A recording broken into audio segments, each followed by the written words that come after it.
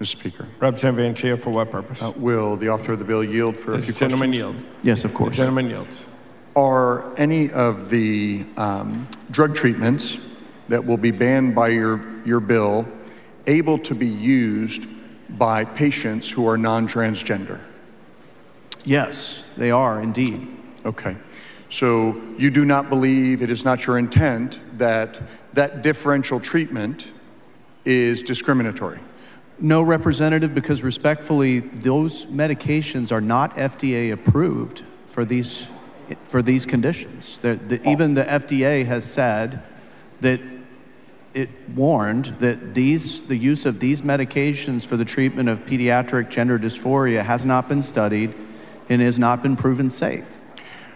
Are any of the drugs that are used to treat gender dysphoria and are used to treat non-transgender children for their specific condition, are those drugs all FDA approved for that treatment? Yes. Well, in every case? Again, all and never are words that we don't like to use in science, but I would submit to you that I think the most obvious example would be precocious puberty, and I would submit to you that the puberty blocker drugs are FDA approved for that treatment. Yes, sir. But not you would not go so far as to say in all cases that drugs are used to treat transgender children, is there an FDA approval for other uses for non-transgender children? You would not go that far. I'm sorry, could you, I'm not following you, I apologize. Where drugs yes. are used for transgender children, yes. You say if they are not FDA approved, they should not be used for that purpose. Is that a fair statement? I think I was throwing that out to you as support for my supposition that, yes, I would say that these drugs are not effective treatments for gender dysphoria. Okay, so that was offered by you as a disqualifier, right? So what I was saying to you... Hold on. If I can just finish my question. I apologize. So you offered FDA approval as a disqualifier for use in the treatment of gender dysphoria in transgender children. And if I can finish my question. Sure, go ahead.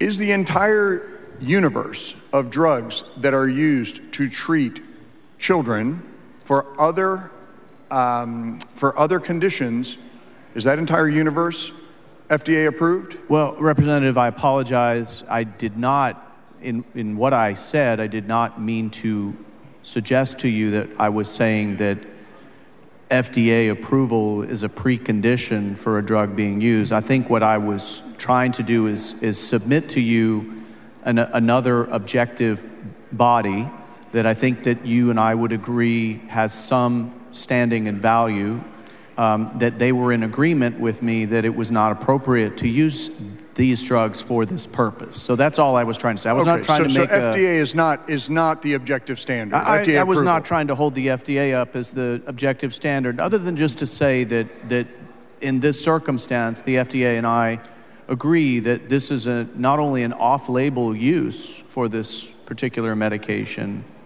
but according to them, it has not been studied and may pose risk. Because both you and I have, and I've observed this, have voted in favor of compassionate use programs. We have voted in favor of right to try legislation this very session alone, where there has been no FDA approval. So that can't be the objective characteristic that we're referring to. So I'll try my question again. Are there drugs that are used for the treatment of transgender children that will be banned under this bill, that will still be available for treatment of conditions among non-transgender children? So let me answer your question by saying it this way. These drugs are not appropriate to be used for gender dysphoria in children. And that's why you're banning them here, correct?